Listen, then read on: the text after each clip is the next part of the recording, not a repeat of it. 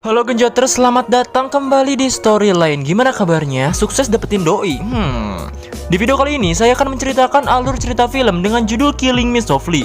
Kalau kalian sudah nonton video saya sebelum-sebelumnya yang berjudul Unfaithful, hampir-hampir sama lah konsepnya.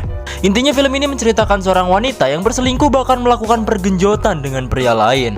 Kalau Unfaithful mah kan si pelakornya teh dibunuh. Kalau di sini diapain ya? Oh ya, for your information, selain merekap film ini, saya juga sekalian mereaksikan film ini juga gitu. Jadi saya nggak akan terlalu ngebawa serius pembawaannya, karena kalau serius-serius nanti kamu semua baper gitu coy. Enggak sih, yang cowok kalian semua kalau baper fix gay.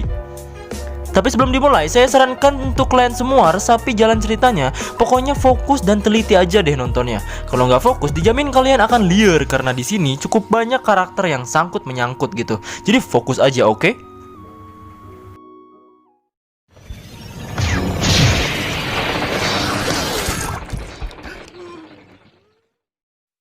Di awal film ditampakkan beberapa orang yang sedang mendaki gunung bersalju, tapi entah kenapa, mungkin karena ada kesalahan, besi untuk menahan tubuh mereka pun copot dan para pendaki itu pun terjatuh dan digeledag. Scene pun berganti kepada sepasang kekasih yang belum menikah tetapi sudah kawin. Mereka sibuk untuk pergi bekerja. Seekor prianya bernama Jack dan betinanya bernama Alice. Mereka pun pergi bekerja. Saat Alice berjalan sendirian dan memencet tombol menunggu di zebra cross, lengannya pun menyentuh lengan seorang pria yang hendak memencet tombol tersebut pula. Si Alice diam-diam melirik-lirik dan menatap pria itu yang makin lama makin menjauh.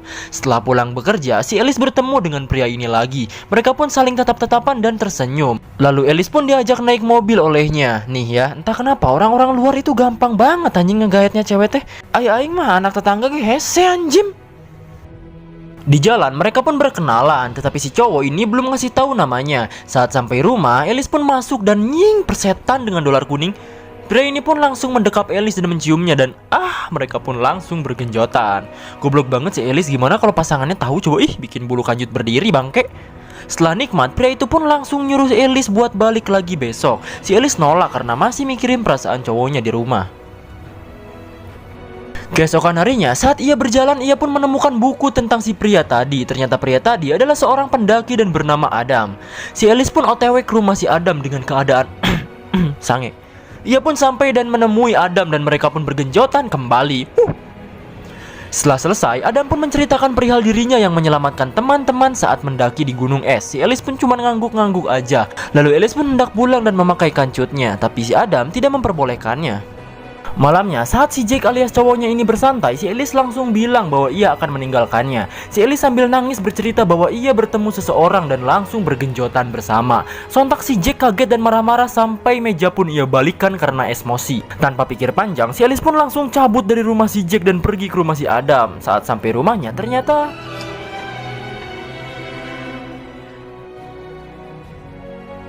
ada wanita yang membukakan pintunya dan ternyata ia adalah adik si Adam yang bernama Deborah.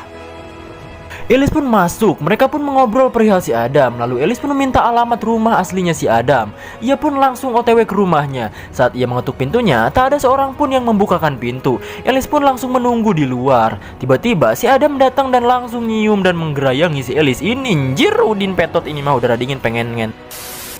Pagi harinya, saat Alice menemui Adam, ternyata Adam kedatangan tamu. Ia adalah Joanna yang akan mewawancarai si Adam. Lalu Alice pun pergi untuk bekerja. Saat enak-enak lagi mesra-mesraan, si Joanna cuman kasihan woi, si Joanna cuman jadi bagong conge. Singkat cerita, si Alice menemui teman dekatnya dan bercerita mengenai ia yang meninggalkan Jack dan jadian sama si Adam. Temannya ini bilang bahwa si Alice benar-benar gak punya perasaan. Mereka pun langsung cabut. Saat enak-enak ngobrol, si Alice dijambret sama abang-abang. Kebetulan ada si Adam dan langsung ngejar si abang-abang itu. Lalu si Adam langsung menggablok si abang itu dan mendagor-dagorkan sirahnya ke pintu wartel. Mereka pun langsung ciuman penuh nafsu. Si Adam pun langsung ngajak nikah si Alice di tempat itu juga. Singkat cerita, saat si Alice hendak pergi bersama Adam, ia mendapatkan sebuah surat yang isinya, "Pakai otak lo Alice, lo tahu gak siapa si Adam, ha?" Adam pun langsung bilang bahwa itu cuma orang yang nakut-nakutin doang dan mereka akhirnya tidak memperdulikan surat itu. Akhirnya, si Alice dan Adam menikah. Alice diajak ke sebuah tempat oleh Adam. Saat bersiap-siap ganti baju, si Adam pun memfoto si Alice saat bugil dengan background malaikat lagi nunduk. Lalu mereka pun OTW ke tempat tujuan untuk bulan madu TJ. Tempatnya agak lumayan jauh dan harus mendaki-daki terlebih dahulu. Saat sampai di tempat, mereka pun bersetubuh lagi. Goblok memang. Singkat cerita, saat ia pulang dari kerjanya, ia membeli sebuah artikel pendakian Adam bersama seseorang bernama Joanna Noble. Lalu si Ellis telah sampai di rumah dan ia mendapatkan sebuah surat lagi. Isi suratnya yaitu itu adalah kesalahan besar karena Sia telah menikahinya. Si Ellis kaget dan langsung nelpon Jack. Ia mungkin mengira itu Jack, dan yang ngangkat teleponnya adalah si teman dekatnya tadi. Ia bilang kalau dia dan si Jack telah bersama dan tinggal bersama. Karena si Adam minta buru-buru untuk mandi, ia pun langsung menutup teleponnya. Malamnya, ia pergi bersama Adam ke pesta. Karena si Adam ketemu banyak teman-temannya, si Ellis jadi dianggurin dan dia akhirnya pergi untuk touch up. Lalu datanglah adiknya si Adam alias Deborah. Ia memberikan sebuah kalung untuk Ellis dan mereka pun menikmati pestanya dengan meriah. Keesokannya, saat Ellis rapat, ia mendapatkan kabar dari sebuah artikel Joanna tulis. Ingat kan si Joanna yang tadi ngewawancara si Adam? Nah, si Joanna ini ceritanya dapat surat dari seseorang yang nggak tahu siapa. Si Joanna langsung ngelapor ke si Ellis. Isi suratnya itu katanya si Adam udah memperkosa si penulis dan Joanna harus melaporkannya. Lalu si Ellis pun jadi nggak karuan dan mempercayai surat itu. Ia pun langsung pergi ke suatu tempat. Mamam yang selingkuh diselingkuhin sih ya lebok. Ia pun ketemuan dengan Joanna dan membicarakan hal itu. Saat mereka berdiskusi, ada sebuah puntung udun Magnum Blue yang masih menyala. Di rumah, ia menemukan beberapa surat dari mantannya si Adam yang bernama Adele. Isi surat dari Adele ini adalah sebuah perpisahan dengan Adam. Saat enak-enak baca, Adam pun pulang dan si Ellis langsung buru-buru menutup lemarinya. Ia pun langsung memeluk Adam agar tidak curiga. Keesokannya, Ellis canggung kepada Adam. Akhirnya, si Adam diam-diam tahu apa yang sedang Ellis lakukan. Ia bertanya kepada Ellis dengan apa yang ia lakukan belakangan ini. Si Ellis langsung bertanya kepada Adam, apakah benar ia memperkosa seorang wanita? Ia menjawab, tentu saja tidaklah. Lalu datanglah temannya si Adam dan mereka pun pergi. Lalu setelah mereka pergi, Ellis menemukan sebuah surat lagi. Dengan gak enak hati, ia pun pergi ke sebuah rumah. Ya, rumah tersebut adalah salah satu mantannya si Adam yang bernama Adele itu, yang semalam suratnya dibacain si Ellis itu tadi. Tetapi yang membukanya adalah ibunya Adele. Mereka pun bercerita mengenai Adele. Ternyata Adele telah menghilang semenjak jadian sama si Adam. Ellis pun makin gak enak hati kalau si Adam bukan tukang merkosa cewek doang, bahkan ia pun menjadi pembunuh juga.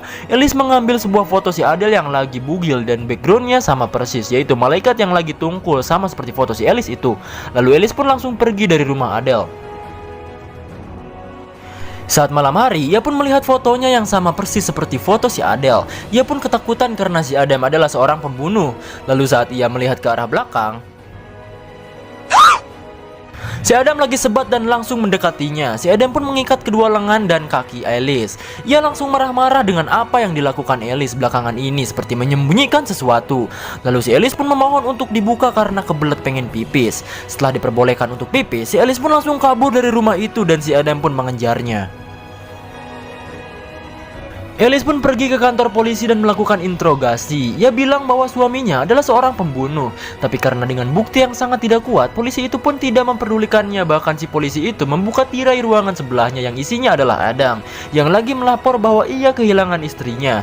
Ellis pun langsung pergi ke rumah si Deborah, adiknya si Adam, dan menceritakan semua kejadian itu. Adiknya pun mempercayainya dan langsung bergegas pergi ke tempat yang dimana Adele dan Ellis difoto. Lalu di jalan, si Deborah pun jujur bahwa ia sebenarnya tahu kekerasan yang dilakukan oleh kakaknya itu. Tapi ia berusaha menutupinya dan bersyukur bahwa si Ellis selamat. Setelah sampai di tempat, mereka pun menggali untuk mencari mayat si Adele. Akhirnya, si Ellis menemukan mayatnya itu dan menemukan kalung yang sama persis dengan kalung yang diberikan oleh Deborah kepadanya. Ellis pun langsung curiga kepada Deborah dan mereka pun akhirnya ribut. Di tengah-tengah pertengkaran, si Deborah bilang bahwa Adam cuma punya milik gue anjim. Dan semua surat yang Alice terima itu semuanya dari si Deborah. Dan lu semua jangan macam-macam sama pergenjotan terbaik gue alias si Adam. Ellis pun hendak dibacok oleh Deborah. Beruntung ada si Adam dan Adam pun bilang bahwa dirinya gak pernah menjadi milik si Deborah. Karena waktu bergenjotan sama dia dulu itu masih anak-anak dan enggak serius. Lalu Deborah pun hendak membacoknya dari belakang. Ellis pun langsung menembaknya hingga ia tidak sadarkan diri. Keesokan harinya, si Deborah akhirnya diangkut karena sudah modar. Dan film pun akhirnya tamat coy. Jadi begitulah ending dari film Killing Me Softly. Pusing nggak? Saya harap enggak, karena nggak terlalu musingkan karena sirah kalian juga sih. Intinya ya gitu, ternyata yang selama ini ngebunuh-bunuh mantan-mantannya si Adam itu ya adiknya Adam sendiri. Karena si Deborah ini punya perasaan sama si Adam sejak kecil. Entah kenapa punya perasaan ke kakaknya sendiri, anjim, goblok bener. Jadi akhirnya dia itu mau niatan ngebunuh si Ellis, tapi akhirnya gagal karena si Ellis ya belum waktunya mati. Jadi begitulah ending dari film ini, cukup gampang ya. Coba deh kalau kalian pikir film ini tuh jadi tayangan Indosiar, pasti si Ellis ini kena azab karena selingkuh dan endingnya balikan lagi sama si Jack. Pasti gitu deh. Kalau enggak, mayatnya si Deborah kegiling di galian semen atau dihantam meteoroid gitu, anjim. Yaudah deh, kalau kalian suka sama video ini, silahkan subscribe dan nyalakan notifikasinya dan tinggalkan komentar juga untuk request film selanjutnya. Jangan kemana-mana, stay on Genjroters, and see you on the next video. Yang gak subscribe burut.